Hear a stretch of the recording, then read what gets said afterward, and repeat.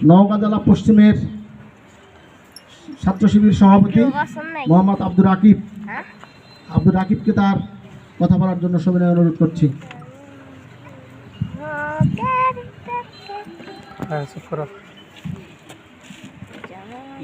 আসসালামু আলাইকুম ওয়া রাহমাতুল্লাহি ওয়া বারাকাতুহু। আপনারা সকলে কেমন আছেন? ইন্নাল হামদুলিল্লাহ ওয়াসসালাতু ওয়াসসালামু আলা আলিহি ওয়া সাহবিহি আজমাইন।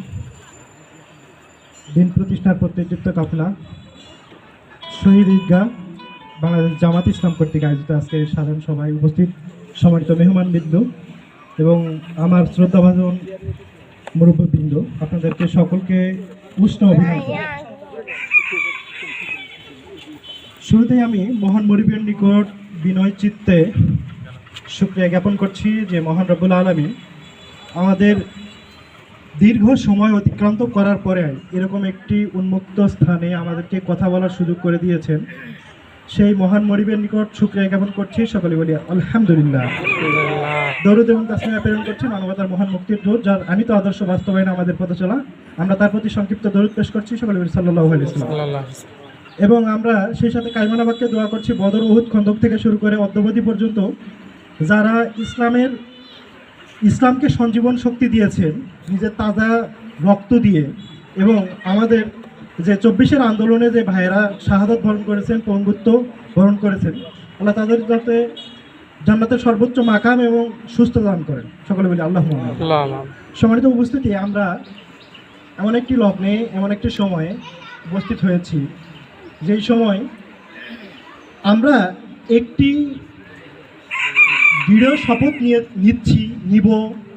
নিতে যাচ্ছি যে এই বাংলার এই জমিনে সকল প্রকার জুলুম নির্যাতনের মূলোচ্ছেদ করে আল কোরআন এবং আল হাদিসের আলোকে ভ্রাতৃত্বের ন্যায়ের সৌধের উপর এমন একটি সমাজ গঠন করব যেই সমাজে কোনো নিষ্পেষণ, নিপীড়ন, নির্যাতন থাকবে না, যে সমাজে বেকারত্বের করাল গ্রাসে যুবকেরা ব্যথিত হবে না, যে সমাজে ঔষধের টাকার জন্য এই রিক্সাওয়ালারা আত্মহত্যা করবে না, যেখানে চিকিৎসার নামে অপচিকিৎসা পাবে না, যেখানে ঔষধের ব্যয় নির্বাহ করতে গিয়ে মানুষের হিমশিম খেতে হবে না। আমরা এমন একটি সমাজ কায়েম করার, প্রতিষ্ঠা করার স্বপ্ন নিয়ে তো এখানে এসছে নাকি? আপনারা কি চান যে আমাদের সমাজে, এই সমাজে প্রতিষ্ঠা হোক মাদকের জন্য বেত্রাঘাত, ধর্ষণের জন্য শাস্তি এবং চুরির জন্য হস্তকর্তন? এটা কি আমরা সকলে চাই? আমরা সকলেই চাই। এইটা আমরা নিঃসন্দেহে চাই এমন একটা সোনালী সমাজ আসুক, যেই সমাজে মানুষের কোনো দুঃখ দুর্দশা থাকবে না, যেই সমাজে মানুষ অন্যায় করলে পার পেয়ে যাবে না। তো এই সমাজ যদি আমরা কায়েম করতে চাই, এই এত বড় একটা ফাউন্ডেশন, এত বড় একটা যদি জিনিস আমরা কায়েম করতে চাই, কায়েম করার মানে হলো কি প্রবাহিত করা, নিরবিচ্ছিন্নভাবে চলতে দেওয়া, যেটা কখনো আর থামে যাবে না। তো এই এত বড় একটা জিনিস যদি কায়েম করতে চাই, নিঃসন্দেহে আমাদের কি কোনো কসরত করতে হবে? অবশ্যই আমাদের কসরত করতে হবে। আর এই কসরতটা করতে হবে কিভাবে?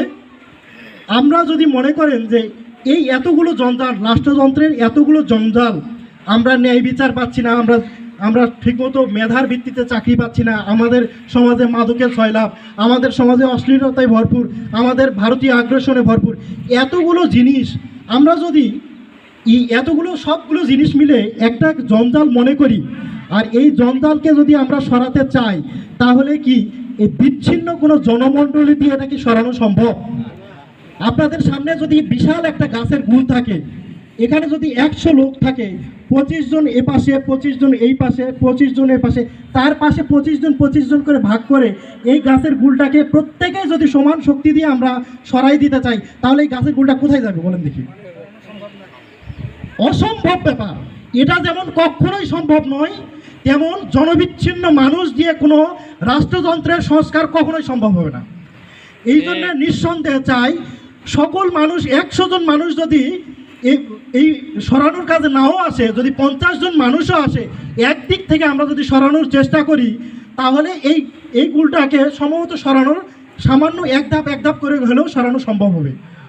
কিন্তু আমরা যদি জনবিচ্ছিন্ন হয়ে চারিদিক থেকে এই রাষ্ট্রযন্ত্রের এতগুলো জঞ্জালকে সরাতে চাই, সবাই সব দিক থেকে ঠেলার চেষ্টা করি, আমার বিশ্বাস এটা এক ধাপও নড়বে যেখানে আছে সেখানেই থাকবে। সম্মানিত উপস্থিতি, আমি আপনাদের সামনে এই বিষয়টাই অবতারণা করতে যাচ্ছি।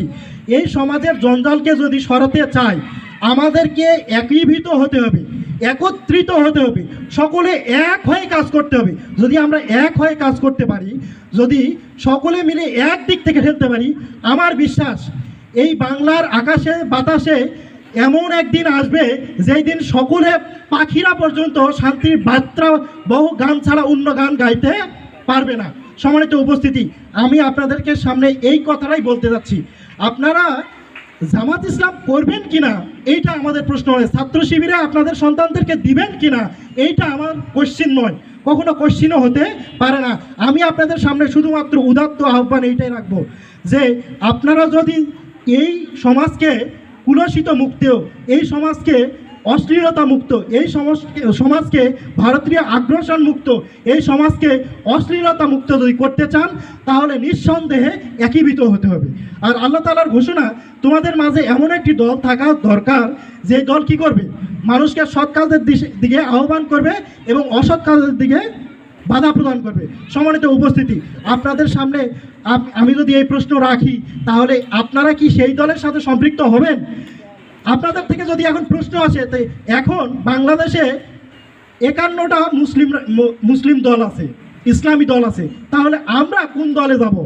আমরা কোন সংগঠনকে সাপোর্ট দিয়ে সমাজের এই কুলসিত মুক্ত, এই জঞ্জাল মুক্ত সমাজ করতে কোন দলে আমরা প্রচেষ্টা করব? সম্মানিত উপস্থিতি, সবাই আমার থেকে বড় হইবেন সম্ভবত।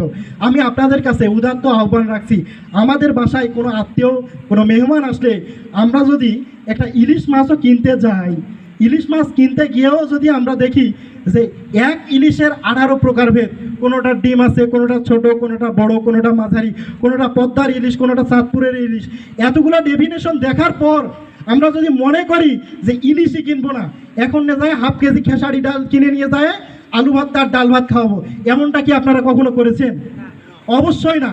আপনারা যদি এই সামান্য ইলিশ মাছ কিনতে যায় এত ডেফিনেশন দেখেন, কোনটার ডিম আছে, কোনটার পদ্মার ইলিশ, কোনটা চাঁদপুরের ইলিশ, আর কোনটা পুকুরের নোনা পানির ইলিশ, আপনি যদি এত ডেফিনেশন দেখতে চান, তাহলে যেই সমাজের এত কিছু জঞ্জাল সরাতে গিয়ে যেই দল পারফেক্ট হবে, যে এই সংস্কারের মূলক কাজ করতে পারবে, আমরা কি তাদেরকে একটু বেছে একটু জেনে শুনে নিব না? অবশ্যই।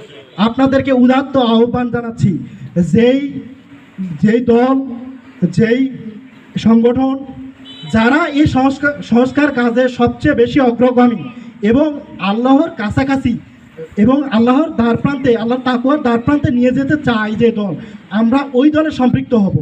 আমরা ছাত্র শিবির, আমি জামাত ইসলামকে সম্পৃক্ত করার কথা বলছি না, আপনাদেরকে বলছি না সকলে জামাত ইসলামের রুকন হয়ে যান, সকলে জামাত ইসলামের সহযোগী ফর্ম পূরণ করেন, সকলে জামাতের একনিষ্ঠ কর্মী হয়ে যান। ছাত্র শিবিরকে আপনারা আপনাদের শিশু সন্তানদের, আপনাদের বালকদের সকলকে ছাত্র শিবিরে যোগদান করান, আমি এমনটা চাচ্ছি না, আমি এমনটা বলছি না।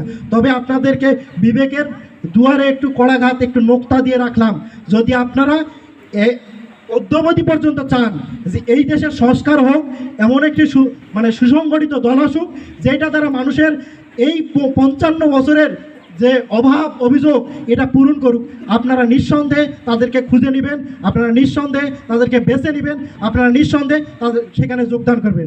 এই কথা বলে আমার সংক্ষিপ্ত কথা এখানে শেষ করছি। আসসালামু আলাইকুম ওয়া রাহমাতুল্লাহ।